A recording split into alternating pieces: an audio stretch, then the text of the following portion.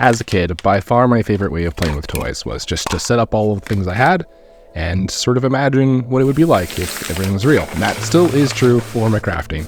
This is a mix of things I've purchased and some 3D printed elements.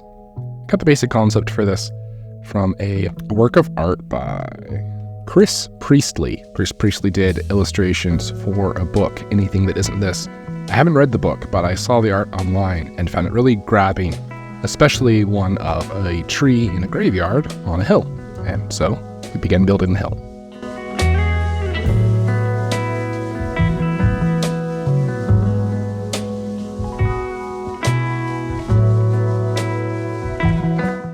I also find it's helpful to set things up as I go to continue to make sure that I'm on track and things that are happening are things that I want to have happen.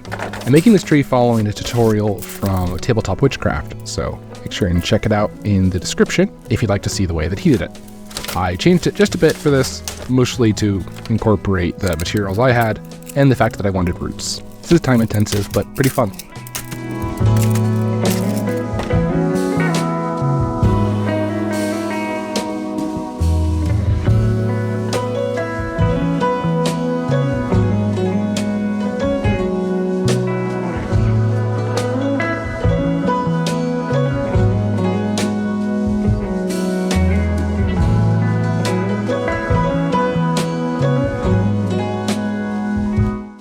I really dislike conditioning polymer clay, but it is very quick to bake and then use, and it also gives a lot of structural rigidity to the trunk of this tree, because I'm going to be using foam clay to cover the top of it, and that, while easy to work with, is not very strong.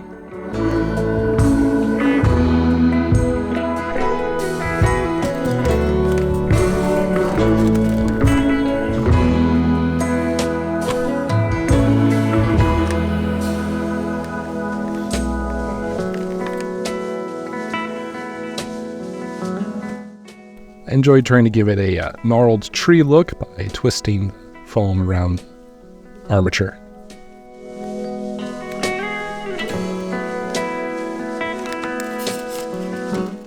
When you're using as much water as I am, you can and should be really aggressive with your texturing tools, because the water will inevitably end up destroying some of the texture you've made. It'll also give a nice organic look to the end result. Gets rid of fingerprints and so on.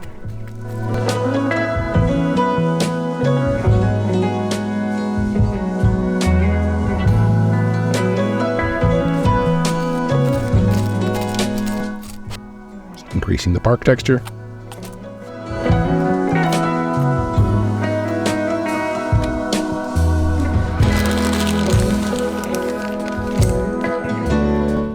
This stuff looks so weird to me, like you're putting cottage cheese all over your craft. But I love the result, and from both an aesthetic perspective, the way it looks, and also just how strong it is afterwards, after it dries.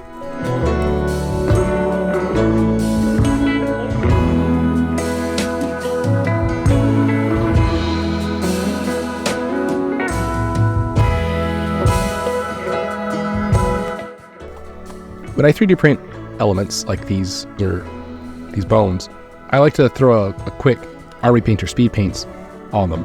It doesn't take much extra time. It really helps with my imagination as far as knowing how to use the things I've printed.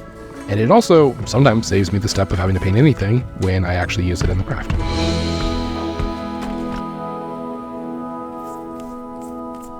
I intentionally used the black wash before the white was fully dry, hoping to create a dull gray bark look, while also helping to emphasize a little bit some of the texture that I'd created with the clay. This is a sloppy paint job.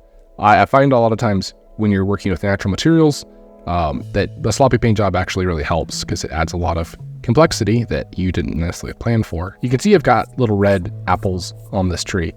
I was really fond of the idea of a tree which grows from the dead and produces apples that are beautiful but poisonous. I couldn't make it look the way I wanted it to.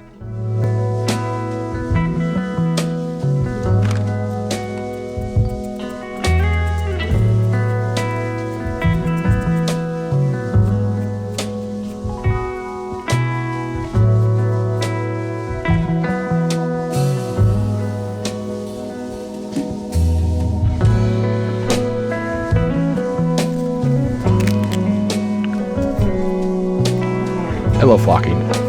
It's so little effort to put down glue and shake little foam dust stuff on it, and the end result is so quickly so much more interesting.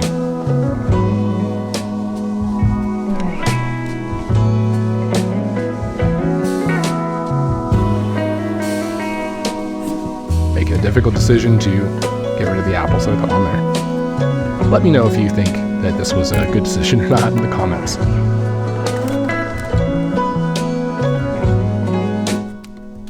Yep, that's what you get for not being careful. It's also a normal part of the crafting process, at least for me. Knowing that you can just repair things since you built them in the first place is a helpful step in remaining unfrustrated and casual as you make things. I was also really happy with how well just throwing some flocking on this glue worked. And here's the end result. I'll let it spin for you.